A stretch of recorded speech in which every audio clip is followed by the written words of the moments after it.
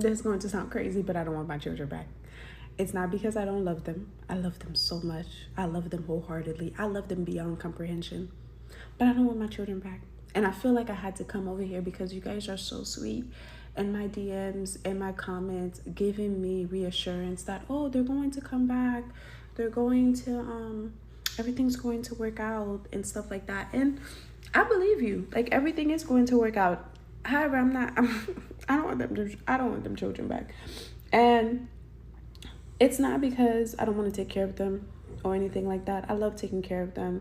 I love raising them, but I don't want them back for another set of reasons. One, I don't have a support system. I have been raising these children with no support system. And when I say no support system, I'm not even joking. I don't have an emergency contact. When I take them to the doctor, I don't have an emergency contact. I don't have friends. I don't have family. I don't have, like, I take care of everything by myself. I don't have that.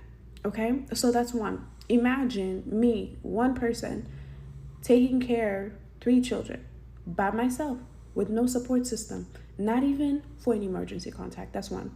Second, I was manipulated into having my children. I was 9 months pregnant on my 21st birthday, and their dad was 33.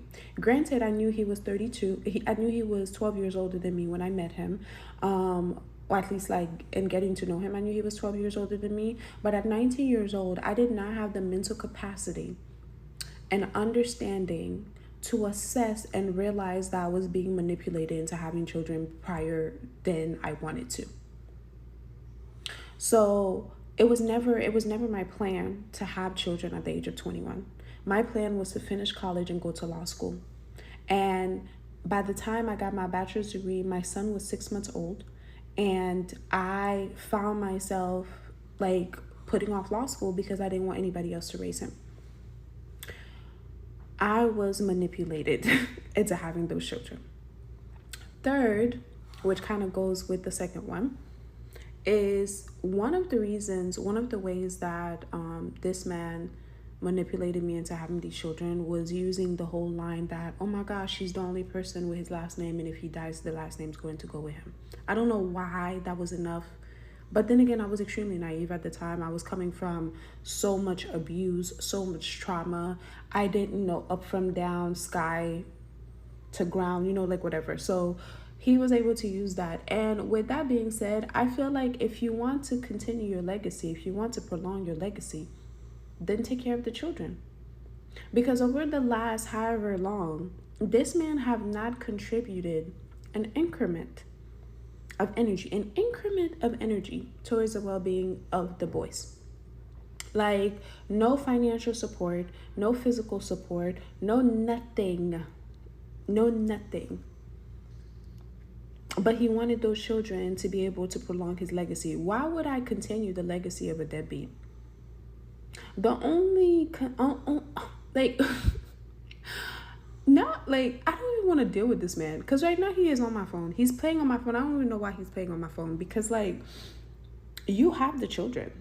You wanted the children. I took them to you. You have their birth certificate. You have their social. You have them physically. There is no reason why you should be playing on my phone, but you're playing on my phone. Because at the end of the day, it was never about you having the children. It was about you having access to me. It was about you being able to get in contact with me. And I don't have time for that. Because this man is abusive. He's not physically abusive because I beat his ass. I fight back. But he realized early on in the relationship that I had been through a lot, but I wasn't one of those people that went through a lot of stuff and became cold. I went through a lot of stuff and then grew in empathy. So because of that, my ability to empathize have been used as a weapon against me since the time that I met this man. Because one of the ways that he used it in the beginning was to use his mother's death as a way to connect.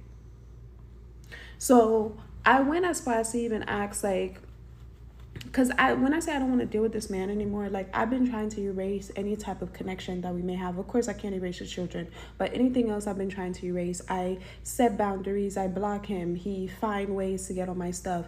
I, at some point, thought about signing my rights over just so I never had to communicate with this man ever again. And I told the judge that. I told the judge that because I am not going to change who I am for anybody. I am not going to harden my heart because someone like this want to try to weaponize my empathy or want to try to weaponize the fact that I have compassion. So I'm not going to change who I am. I'm not going to harden. So I will just remove your access. So yeah, no, I don't want them children back. Like, I love my children. They will never need for anything. But the only way that I will go back to raising my children and in a way that makes sense to me is if one, I never have to interact with this man again. 2, I changed the children's last name.